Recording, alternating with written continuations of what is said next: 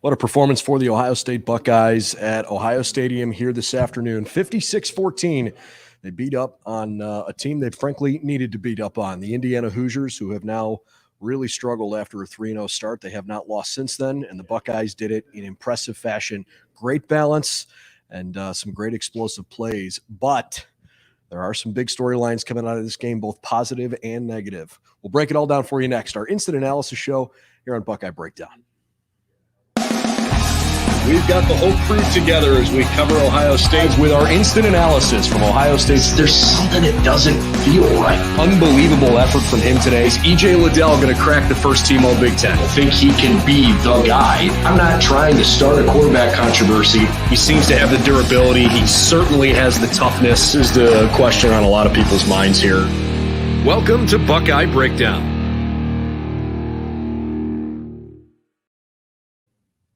Well, hi, everybody, and welcome back to Ohio State University after the Buckeyes just handed Indiana a pretty impressive 56-14 win here to go to now 10-0 with 2 games left in the regular season. I'm Brendan Gulick. This is Andrew Lind, and we appreciate your support subscribing to our YouTube channel. Also, you can find all of our content wherever you like to find your favorite podcasts, but our show is streaming live here from the media room. We just wrapped up with all the Ohio State coaches and players that were made available post-game. And there are a lot of really good stories today, and I want to choose to focus on some positivity. So we'll get to some of the negative stuff here in a bit. But I don't think we can go any further without talking about the moment of the year, the unbelievably emotional moment inside Ohio Stadium where a receiver, unless you're a diehard Ohio State fan, maybe you don't even know who Cameron Babb is, but he's been through 4 ACL surgeries.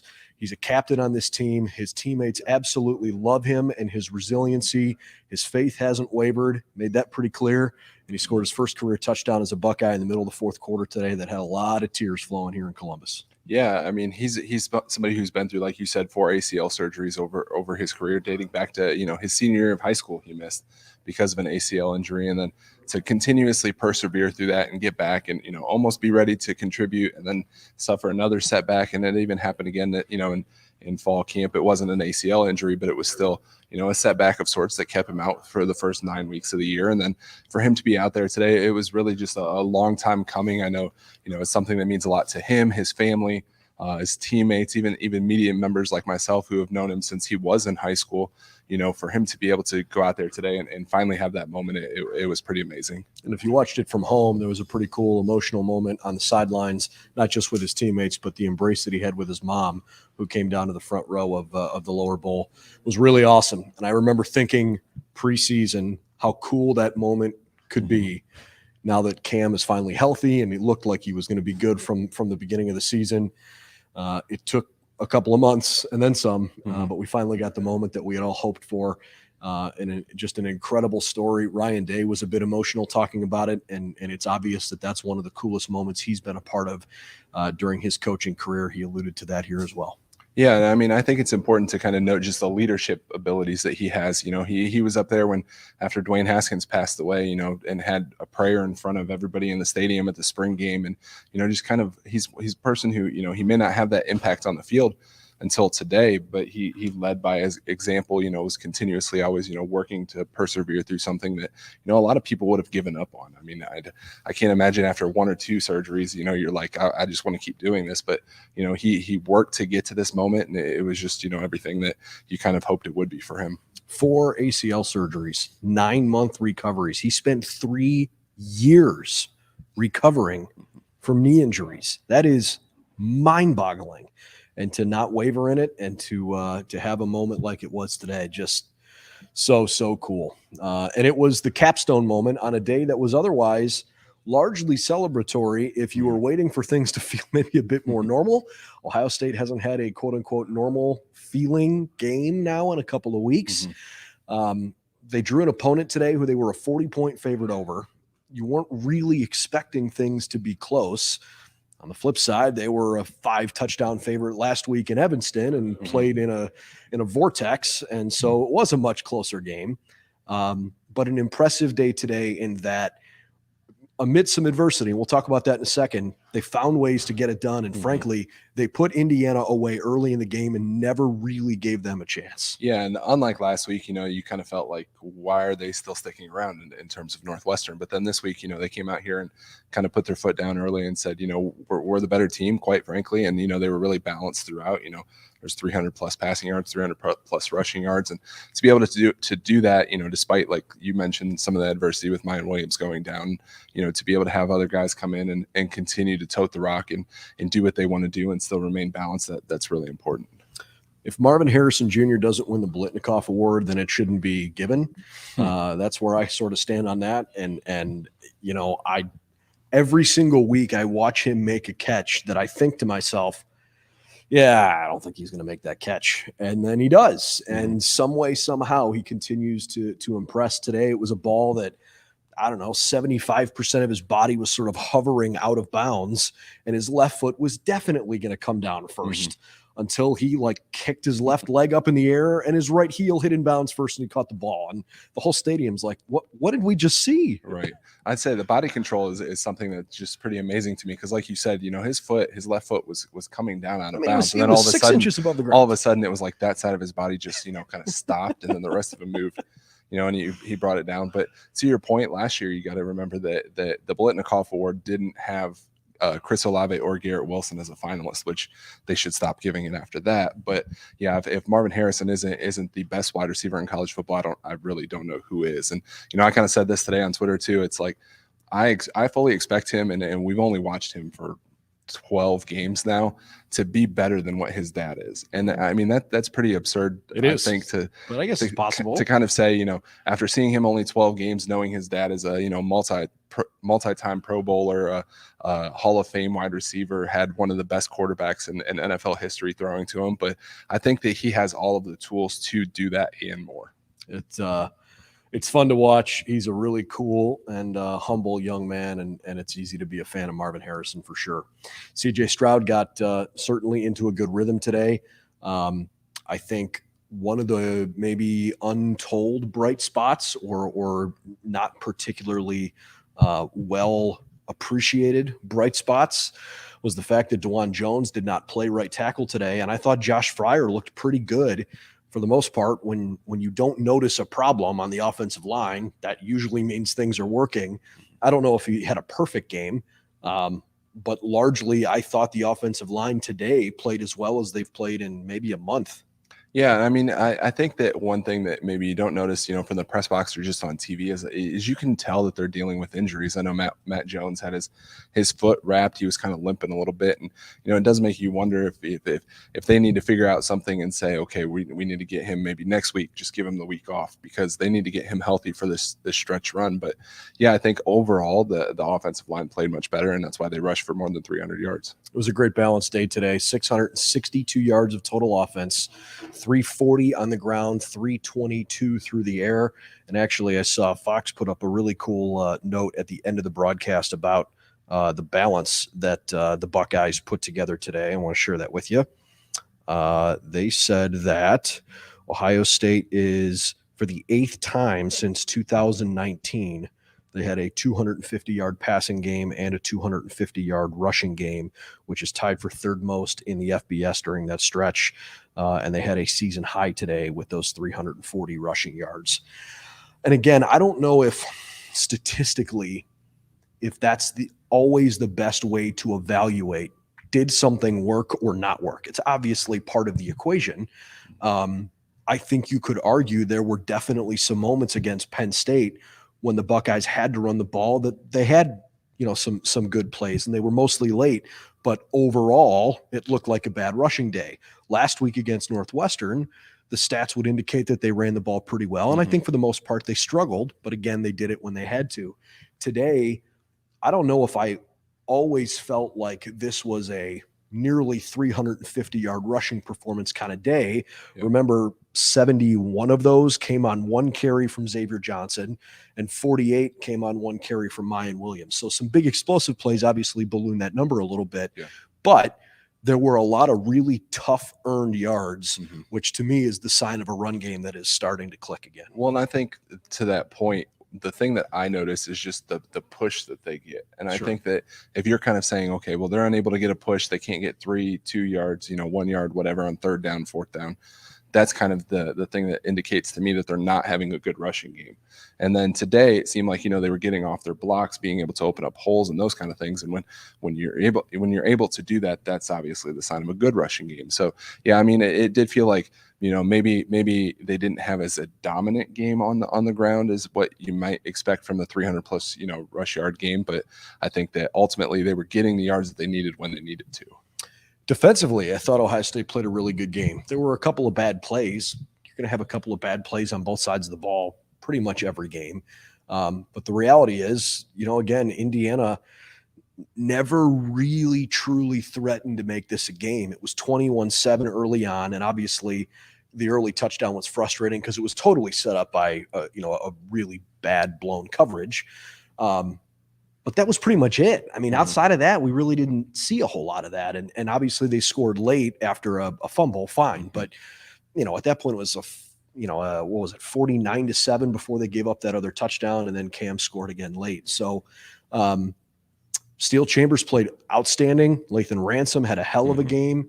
The defensive line looked really good. I thought this was one of their better defensive performances of the year. Yeah, and I think it's kind of crazy to look back where they were a year ago at this time, because we would sit there and be like, we'd be able to pick out different plays and say, okay, well, this isn't going well, this isn't going well, this isn't going well.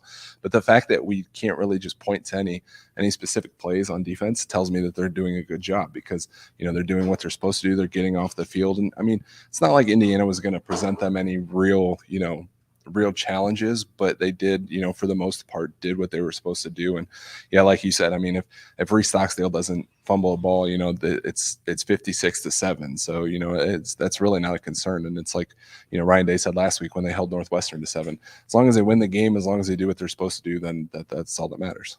I also was impressed by Ohio State's ability when Indiana changed not just quarterbacks, but basically style of offense, that the Buckeyes adjusted quickly, because Connor Basalak, I thought, was struggling and they couldn't figure out a way to get things going with him, but he wasn't particularly mobile. Ohio State really hasn't seen a good mobile quarterback since Toledo, when DeQuan Finn came in and pushed the issue a little bit. And today I thought I saw some really impressive play from the redshirt sophomore Dexter Williams, who finished the day 6 of 19 through the air, which obviously isn't a great number, 107 and 2 touchdowns. But he also ran the ball pretty effectively. He could scramble well. It forced Ohio State to try to play contain, where they haven't had to do that in a while. Yeah, and I mean, outside of just kind of a 16-yard run that he had, I thought they did a really good job of containing him. I know he ended up with like 2.5 yards per carry, and really, that's something, especially coming off last weekend when they weren't able to really contain the quarterback on third down or fourth down. For them to kind of buckle down and say, we really need to get that fixed, and especially, in 2 weeks, JJ McCarthy, for example, will be able to do that kind of stuff. So for them to say, we're going to stop that, we're going to focus on that. And then, especially with it being kind of a change up in the middle of the game, maybe they weren't, preparing for Williams like you may have thought, because they said earlier in the week that Connor was going to be the starting quarterback. So, how much of your game plan did you actually dedicate to Dexter? And then for them to contain him the way they did is obviously, doing what they're supposed to do. Have we hit most of the good stuff? I'd say so. I think so. Yeah. All right. Now to the elephant in the room. Boy, Ohio State's got to figure it out at running back. Miyan Williams is hurt. Not sure how bad it is. They're hoping that it's not a long-term thing. From a positive sign, he was back on the sideline in the second half with a smile on his face. But he was in street clothes, he had crutches, and he had a walking boot on his right leg. Travion Henderson had a walking boot on today, and he was listed before the game today, was listed as unavailable. Obviously, Evan Pryor's out for the year. T.C. Caffey is out for the year. He's the top walk-on running back who scored early in the season. Chip Trainum, who obviously has a running back background at Arizona State and in high school, came here to be a linebacker, was forced into the running back room because of injuries. He was unavailable today. And all of a sudden, you're looking at your depth chart and going, okay, so Dallan Hayden, true freshman, who has shown some promise, but again, true freshman who started the year 4th or 5th on the depth chart. I'm saying let's not forget Evan Pryor is obviously out for the season. So. Right. Yeah. Before we even got started. Yeah. So you got Hayden and then Xavier Johnson, who's kind of like splitting time between running back and wide receiver. And that's what you got right now. And then you got a couple of other walk-ons too. Boy, not a particularly good feeling. Now, Ryan Day is trying to pump the brakes on that a little bit. He said he expects Travion Henderson back next week. He expects Chip Trainin back next week. I hope that's true. We have expected them to play more this year than they have, and I'm just a little bit nervous right now as it relates to the run game. Yeah, honestly, I mean, we can't expect anything until the availability report comes out on Saturday, because and even then we don't find out anything about injuries or anything like that throughout the week. But when it comes to that, they obviously have to have bodies in there. They have to be able to run the ball, because if you're not able to run the ball, establish the run, any of that, the rest of your offense isn't going to work. And yeah, I mean, it's just kind of one of those things that they're really banged up. You kind of wonder how it's gotten to that point where they've been so banged up that, from week to week, one might play and the other might not, or they both might be out, or, whatever. But yeah, I mean, at this point, you're kind of just expecting Xavier Johnson to be able to come in and say, you've done it before and we need you now, and you just see if it works. That just doesn't sound like a great formula here come crunch time. But I don't know that there's a better option. I mean, that's part of it, right? I mean, I'm thinking back to shades of 2014 where, you're going through, thankfully now it's not as critical a position, but then obviously injuries at quarterback. You lose Braxton Miller, you lose JT Barrett. Now it's like, all right, Cardale, I hope you can figure this thing out. Yeah. And obviously it's a magical run that now goes down in Ohio State lore. But I think one of the big takeaways from today, especially in the first half, before Miyan got hurt, he had 15 carries for 147 yards and was running people over. And he was also running away from people. It was awesome to watch him. I think the difference today in the run game was the fact that, let me rephrase that. The difference in the offense today, and part of the reason why it looked a little bit easier in general, the last couple weeks when the Buckeyes were not picking up tough yardage situations, especially on 3rd and short, for example, Northwestern last week, because of the weather, totally said, I don't care, try to throw, good luck. Nobody's going to do it. Iowa and Penn State essentially dared the Buckeyes to throw late in the game, and it made Ohio State a bit more predictable. This week, when you had to respect Ohio State's ability to throw the ball because they looked really good through the air today, it made the running game a little bit easier. Well, I think on the flip side of that, though, is if you can't establish a run, if you don't have a run game, then they're going to be able to drop more people back in coverage. Sure. And that's going to make it harder for CJ to find a receiver. So, I think that is really important. And yeah, I mean, really, if it's been such a focus to get Miyan healthy and Travion healthy and all that, I think that you really need to focus on getting them ready for that Michigan game. And, maybe Travion doesn't play next week. Maybe Miyan doesn't play with next week. We don't obviously know the extent of it, but it didn't look very good with the fact that he wasn't able to put any weight on his foot as they were carrying him off the field. But he did say on Twitter afterwards that he was good. So, I don't know. They might just, kind of put a cast on him, and you do it how you can do it. And I think that's ultimately what they're gonna try to do. And I think one thing that really helps though is the fact that Emeka can kind of get the ball. Sure. And there's other ways for them to run. So I think that helps. And then just the ability to have CJ run the ball too. And I mean, obviously we've seen him kind of grow in confidence in the last, the difference between 2 weeks ago and today when he was running the ball is so vast, just for him to be able to say, you could tell he really wanted to run the ball, and he really wanted to, a long run, that one that he got kind of caught on the sidelines. He really wanted that. And I think before he was a little hesitant, and, he was kind of like, I don't know if I want to do this, whatever. But I think that kind of does add a different dynamic to the offense. The fact that Ohio State has different ways they can attack you on the ground should help. But again, as a fan, I can understand why you've got a queasy feeling, because, no disrespect to Maryland, who is substantially better than the opponent Ohio State played today. Maryland's probably going to be a 3-touchdown underdog next week. I don't know what the line's going to be, but it's probably going to be a 20-something point favorite for the Buckeyes. And Ohio State's not going to lose the game. I really don't think that's reality. And it's basically your final opportunity to get right.